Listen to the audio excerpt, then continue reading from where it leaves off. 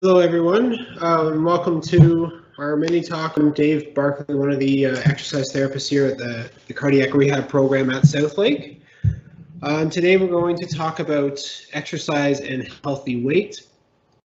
And for today, identify personal healthy targets related to weight control. So, what are specific targets that you could work towards if you're interested in that? Look at the energy balance of calories in versus calories out and what that math looks like. Discuss ways to improve your weight, and then identify strategies to help track your progress, because there's a lot of things available out there, and we'll look at those. And one of the big parts of our talk that we want to accomplish is shifting focus. So kind of away from fatness and towards fitness. So not necessarily focusing too much on the number on the scale and what is your exact weight and trying to get that down as fast as possible. A more sustainable and healthy alternative to that is focusing on fitness. So basically living a healthier lifestyle. So trying to get your exercise in, working with your exercise therapist on that, and eating healthier, focusing on a heart healthy diet that works for you. And so just working on all those healthy habits and then letting the weight fall where it may. And hopefully just over time, you get down to those healthier targets just by being healthy. So what are some healthy targets to look at? First one we talk about is BMI, which is body mass index, which is basically the relationship between your height and your weight. So for whatever your height is your weight appropriate? Because somebody who's 7 feet tall will naturally weigh more than somebody who's 5 feet tall. So just looking at the weight doesn't really give us a full picture. And the way it's calculated is taking the weight in kilograms divided by your height in meters squared. If you did want to calculate this on your own, you could do the math if you want, or if you go on the internet and search BMI calculator, there is probably hundreds of different sites you can go to where you just type in your weight in pounds or kilos and your height in meters or feet and inches, and it'll do the calculation for you. So that's a great option. So BMI target is 18.5 to 24.9 if you're 64 years old or younger. And 65 plus is 20 to 29.9. So basically below 30, between 20 and 30 for that. So you do have to do the calculation to get a sense of where you're at. But it is a good tool to use, especially for the typical person. There are cases where it may not be the best, as it does have flaws. If somebody's more muscular, they might have very low body fat, but more muscle, and looking strictly at BMI would show them to be overweight, possibly. And in that case, you wouldn't go strictly by BMI because it just doesn't tell the full story. But for most of us, it is a very useful measure to see where your weight is relative to your height. The other thing to look at along with it is waist circumference. You can see on the right of the screen the general guidelines for that. So the important thing to note with this is it's not the same as your pant waist. We tend to wear our pants lower from where this measurement's taken. This one's usually around kind of belly button area, or if you feel on your side, you can feel your hip bone. At the very top of your hip bone is where you would measure around with a tape measure. So you could do this one on your own if you'd like. But yeah, just remember it's not pant waist. It's usually a higher number than pant waist. So general guideline for that, men less than 102 centimeters or 40 inches, women less than 88 centimeters or 35 inches. And then based on your ethnicity, it might be different, or your background. So European, Sub-Saharan African, Eastern Mediterranean, or Middle Eastern, the recommendation would be less than 94 centimeters or 38 inches for men, women less than 80 centimeters or 32 inches, and then South Asian, Chinese, Japanese, South Central American, less than 90 centimeters or 36 inches for men, women less than 80 centimeters or 31 inches. So that would be a target. Another thing to note with waist circumference, because we can tend to think I'll just do like a lot of sit-ups to help lose the belly fat. And the one problem with that is the way our body works, it's not actually possible to to do what's called like spot reduce. You can't choose one part of your body, work those muscles, and then the fat will go away from there. Our body works in a whole body system. So the only way to lose fat is just to, as we're going to talk about, be burning more calories than you're gaining. So all whole body exercises. It might be the case that fat on the midsection is the last to go when you're losing weight, and that unfortunately does happen. But it's a whole body thing. You can't choose where you're going to lose fat from. Some of the benefits of weight control, so getting down to those healthier targets, it's shown to reduce blood pressure, which is fantastic, improve cholesterol levels, improve blood sugar levels. So those are all very specific measurable things. But then also increase energy levels. So you end up feeling like you have more energy, you're able to do more and whatnot through the day. Improve self-image, of course, very important, but even improve mobility. As you lose weight, every time you take a step through the day, that's less force and less pounding on your joints and your feet and your whole body. So getting your weight down to healthier targets, then you're able to get around a bit more, and you feel better, feel like you have more energy. So lots of benefits to weight control or weight management.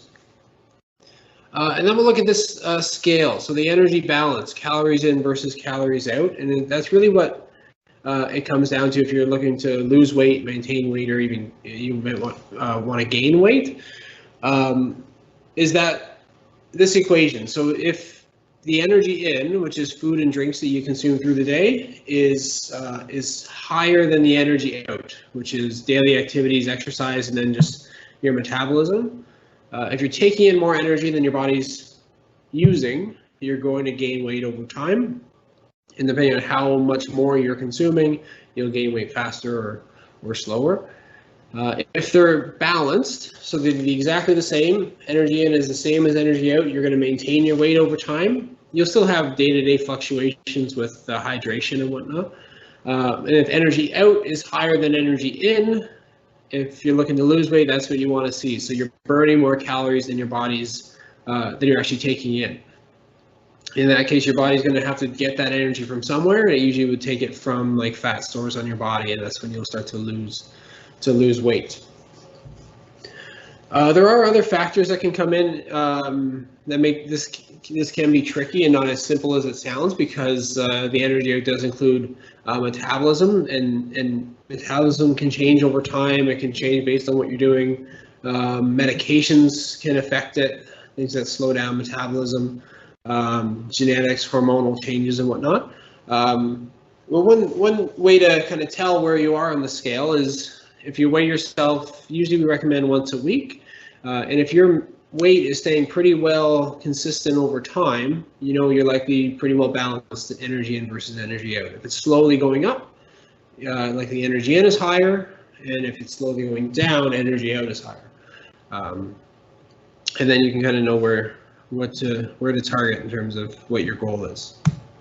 And then if we look at the math, so this is a interesting one, because we tend to think losing 1 pound or 2 pounds total, that's not a lot. It doesn't sound like a lot in terms of pounds, but what is it actually in terms of calories? So 1 pound of fat on your body stores essentially 3,500 calories. So 3,500 calories of food is about 1 pound, equivalent to like 1 pound of fat on your body. So to lose 1 pound, you have to be taking in 3,500 less calories than you're burning. So doing math with that, so we're expanding on it. So the typical weight loss recommendation is lose 1 to 2 pounds a week. So that would be 3,500 to 7,000 calories a week. You want to be in deficit or below on that balance. So that would be anywhere from 500 to 1,000 calories a day. You want to be below or balanced towards energy out. So it's a pretty significant amount, especially if you're looking at this in terms of just diet or the nutrition side of things, and you're trying to cut just food out without adding exercise. That's 500 to 1,000 calories a day you have to take out of your diet, which is a very significant amount and not really the most enjoyable.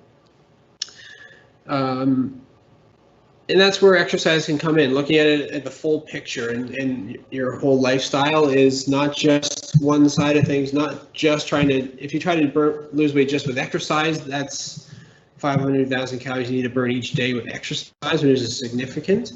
But if you hit both sides of the equation, so you try to eat less and exercise more, then it becomes a bit more manageable. And just some numbers for reference. So I think we tend to underestimate how many calories we take in, and we overestimate how many we're burning with exercise. So for exercise, so this is a general number, but a person weighing 180 pounds or 81 kilos on average will burn about 350 calories per hour of walking at 3 miles per hour. So if you're walking at 3 miles per hour for an hour and you weigh about 180 pounds, you're likely burning 350 calories per hour. So that person, if they're trying to lose weight with just adding in walks, you'd have to walk 10 hours to burn 1 pound of fat. So pretty significant amount. And then with calories in, it's very easy to take in that amount of calories. So 2 cookies on average about 200 calories. Juice for an 8-ounce glass about 100 to 150 calories. Half a cup of ice cream would be about 150 calories. So just give you a bit of a reference in terms of what's needed to really lose weight. So we're looking at the calories inside of the equation. This is just five tips for you. 20 minutes, that is about the time that you should take before you decide to have seconds when you have a meal. So you finish your plate of dinner and you still feel like you want a bit more, wait 20 minutes. And if after that 20 minutes you do still need a bit more, have a bit, but most likely you'll find that at that point you feel satisfied and you don't actually need any more food. And the reason for that is because it takes about 20 minutes for our body or our stomach to tell our brain essentially that I don't need any more. So it takes time, and that's another advantage of eating slowly as well. It just gives more time for that process to happen versus if you eat really quickly, you'll still feel hungry, but in reality you do have enough food. You just need to give it time for your body to adjust to that. And then that glass of water up there. So staying hydrated and making sure you're properly hydrated through the day, which helps you to feel full and more satisfied and control your appetite. And I think sometimes even we can kind of confuse a bit thirst and hunger, and we're dehydrated and we're craving, or we're thirsty, but we end up snacking and taking in calories with that, especially if you're having a drink that has calories in it as well. And then another big one, cravings, which we all have, and everyone's will be different. You might crave chips or sweets or whatever it might be. And cravings is a tricky one because if there's that 1 or 2 items that you really, really enjoy and you're craving all the time, it might not be the best solution to say just don't have that or never have it. You might be successful with that, and if you are, that's fantastic. But it can be tough, and it might be better to think of strategies and how you can manage that instead. So maybe having less portions of it. Maybe that's your reward for having a really good week in terms of exercise and nutrition. You have to have a bit of that on the weekend or whatever it might be. Maybe you avoid that aisle at the grocery store that has that item. Whatever your strategy is that you try, if you're successful at it, go with that. If you're not, try something else. Try a different strategy and work through that. But managing cravings can be a pretty difficult thing to do. The bowl that you see on the screen, that's breakfast. So basically starting the day with a healthy breakfast, something that fills you up. Basically gives your metabolism a bit of a kick in the morning, gives you a bit more energy as well. Because you're thinking, you wake up in the morning, maybe you haven't eaten since dinner the night before. That could be like 12, 13 hours without eating. So your body's kind of in a fasting state. So it'd be good to have a good healthy breakfast. And so yogurt, fruit, lots of different options for that. And then on the bottom right is an interesting picture looking at the average plate size and how the actual size of plates has increased. Basically what that would lead to is eating more. because you fill up your plate. Your plate's bigger, you end up filling up your plate with more food and eating more food. So that's something maybe you're just aware of that and you know that you don't need to fill up your plate. But one trick that you can try is use a smaller plate. So instead of if you're trying to cut down your portions, you have your full-size plate that's half filled. If you have a smaller plate that's full, it's the same amount of food, but it maybe looks a bit more satisfying and just helps you kind of limit yourself if that's what your goal is to do.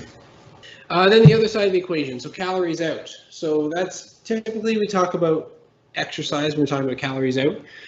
So there's two types of exercise that really burn or play a role in this. The big one is cardiovascular exercise or aerobic exercise.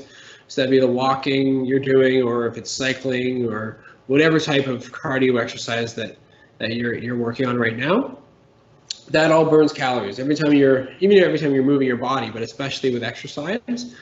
So getting that in, we want to work towards 5 times a week, at least half an hour, but even working up to closer to an hour. And that's an individual thing based on how you're feeling, what time you have, and you'll work with your exercise therapist on that.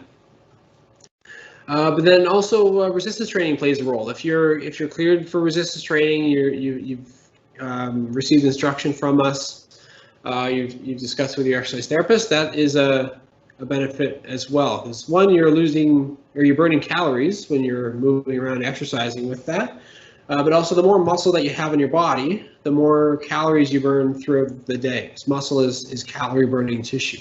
So you don't need to get big and bulky to have that experience, but even just any little bit of muscle that you have can help. This resistance training really is an important part of a good kind of whole body weight loss program. And then aside from the exercise is just activity. Like I said before, anytime you move your body, you're burning calories. So outside of your exercise, try to be up and moving and busy.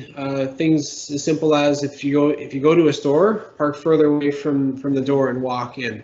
If you're able to, using stairs instead of elevator or escalator. Little things like that seem small on their own, but if you're making a conscious effort to be more active multiple times every day, and then you multiply that out by the week and then by the month, it does add up in terms of calories. And with weight loss, even a little bit can count, especially over time. And then track your progress. Very important with this, because you want to know if what you're doing is working. And it can also be very motivating to see your progress and see that you're losing weight. It can help you to stay on track. And there's lots of tools out there. You might do the classic way, like you see in the picture, is keeping a notebook and tracking your weights, your nutrition, your exercise all together, or whatever you're looking to track. Again, as I mentioned, for weighing yourself, typically is recommended weighing yourself once a week to look if you're looking to lose weight or manage your weight in some way. And the reason for that is because there can be a lot of day-to-day fluctuation with weight, just naturally. So based on how hydrated you are, what you ate the day before, what time of day you weigh yourself. So if you're doing it day-to-day, you could be doing great and losing weight over time, but maybe on Tuesday you weigh yourself and you're actually heavier than you were on Monday. And it can be disheartening or discouraging, especially if you don't realize how it can fluctuate. So usually once a week, pick a certain day each week. Maybe it's Saturday morning, whatever you'd like, and weigh yourself first thing in the morning. So you get out of bed, actually you go to the washroom first, and typically take your clothes off, weigh yourself, and that'll be the most accurate and most consistent weight that you'll get. So same day, once a week, wake up, go to the washroom, take your clothes off and weigh yourself at home and track that. There's a lot of technology out there to help with tracking. So those are some websites or even like devices that you can wear, like Fitbit, or they even have most of these have apps that go along with them as well, basically to help you track. So for example, MyFitnessPal is an app or a website where if you have the app version, you can actually scan barcodes on food, and it'll keep track of all the nutrition information for that. So you put in your breakfast, you put each of the items that you had in your breakfast, how much of it you had, and then for lunch, dinner, and any snacks. So at the end of the day, it'll have a calorie total that you took in. And when you sign up, you put in your height, weight, activity level, so it estimates like a metabolism for you, and then you can put in your exercise and activities and whatnot. It can sync over to other devices that track exercise, and at the end of each day, it can give you, this is how many calories you ate, this is how many calories you burned, and you can see exactly where you are on that balance, and it'll say, if every day is like this, in 5 weeks this is what you'll weigh. So it can give you a bit more motivation, kind of dangle a carrot in front of you. And Lose-It.com, similar. There's some other ones as well. Nike, Fitbit, both have capabilities. A lot of phones have it as well. I know, like built into the software, whether it's Samsung or Apple or other devices, might have like a health app integrated into the phone. That can be an option. So there's lots of tools out there nowadays. If you're looking for a place to track a lot of information, you can, and there's things that can help you. If you don't want that, you just want to weigh yourself once a week and make the best choices as you go. That's fine. Whatever works for you. There's kind of something out there for everybody.